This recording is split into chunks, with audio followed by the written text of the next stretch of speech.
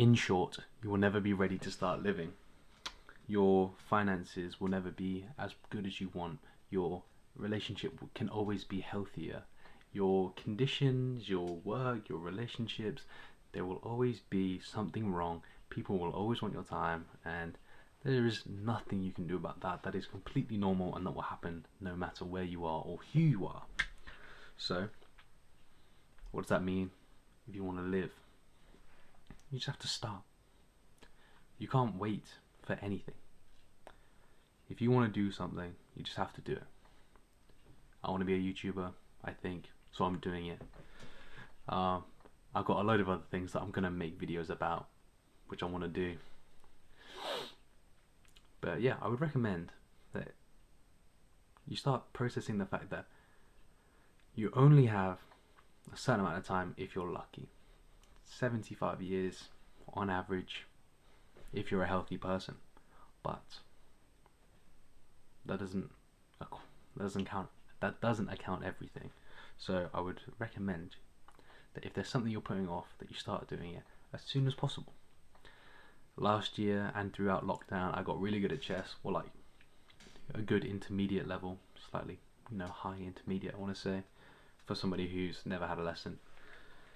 Because life is exactly like chess. I've got all these books and those books and books over there, all about living life, all about art, all about poetry. You can read as many books about chess as you want, but if you never move a piece, then you've not really learned anything. What's the point?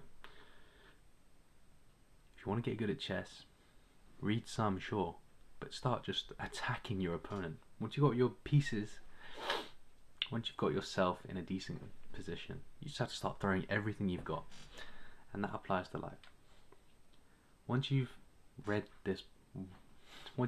a book or watched this video, that is, oh, I'm actually ready. Let's start going. If you were in a street fight and someone's trying to rob you, you wouldn't become suddenly Muhammad Ali. You're not going to be on the defensive, ducking and weaving everything. You're just going to be starting throwing haymakers at this person and then bolting, probably, if you're a normal, I don't know, if you're a sane person, you try and land some heavy hits and get out of there. That's exactly how you should live life. You're going to lose a load of chess games at the start, because who you're playing against really is your future self. Every time you make a loss or a mistake doing something you're interested in, you're losing against your future self, and then eventually you start winning because you've caught up. So for me, watch my first YouTube video, I'm not taking it down. It is absolutely garbage, and I'm slurring my words, I'm barely speaking, got no energy at all. I'm just reading from a script. But now you watch these last few and it's like off the dome. I'm having a bit of fun, I'm moving about, I've got a nice enough set, books, figures, statue. I need like some wall art, I think. But I wouldn't have got this far if I didn't lose a load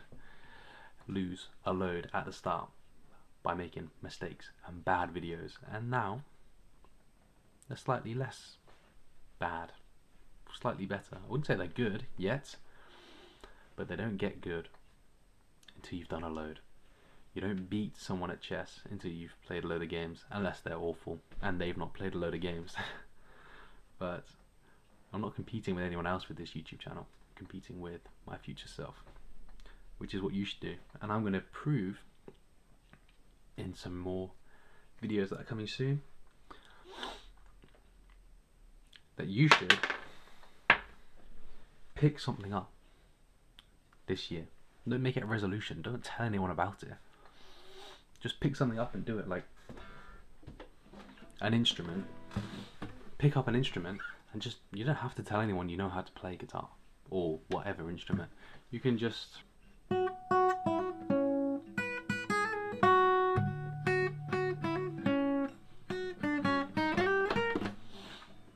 don't have to tell anyone. You can pick up chess. There are books about literally everything.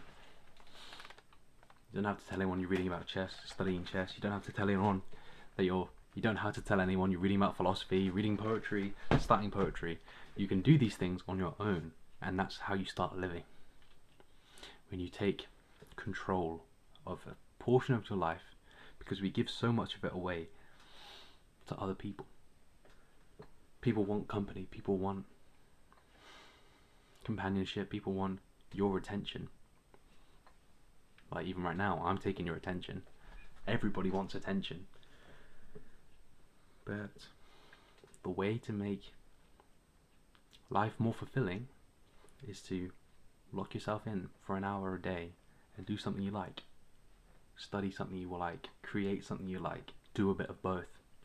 If you're learning an instrument, record yourself, put yourself online, or write your own songs, start a band, whatever.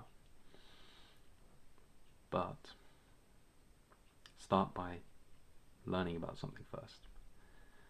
I probably wasted a bit too much time doing courses on YouTube before actually starting YouTube. Same with philosophy. I've got not hundreds, tens, 50 to 100 books all about philosophy and living, and got such an itchy nose about philosophy and living that you get lost and you actually forget to live. So life isn't short, you just don't know how to use it properly, including me. Life will cease for all of us before we're ready. So don't wait to start something you're interested in when you're ready. Start before you're ready, because you will never be ready. You will never find time for things that you don't want to find time for. If I didn't care about this YouTube channel, I wouldn't find time for it. If I didn't care about reading, I wouldn't find time for it. Same goes for you. Whatever you're interested in, you will find time for. Or if you don't take priority and I can't think of what the word is. If you don't take authority over your time, someone else will decide what that time is spent on. And if you've only got a finite amount, do you really want to spend it doing what somebody else wants you to? I would love to give you the book references, because I know I'm referencing 3 or 4 books, I think, at least, but I don't. The only one I can think of is Seneca's On the Shortness of Life, or all of Seneca's Letters to a Stoic. Letters from a Stoic. If there's one thing that should be done in 2025, it's exactly what you want, not what your favorite influencer tells you you should want, or this morning routine, or this hack, or this shortcut, or this path to wealth, or path to fitness, or just do something that truly motivates you to do it every day. It doesn't have to make you necessarily better. It doesn't have to make you worse. You don't have to be able to put it on your CV. You don't have to be able to make money from it. I spent easily 100 hours at least playing chess. No money from it. Spent hundreds of hours reading. No money from it. Spent hundreds of hours playing PlayStation and no money from it. Spent hundreds of hours drinking. No money from it. A loss of money on that. Well, everything's actually cost me money, but more importantly, it's cost me time. Choose what you want to spend your time on, because you are spending like a currency. You only have a certain supply of time, and every time you give it away, it's gone. People are more protective of their money and their assets and their physical things than they are of their time.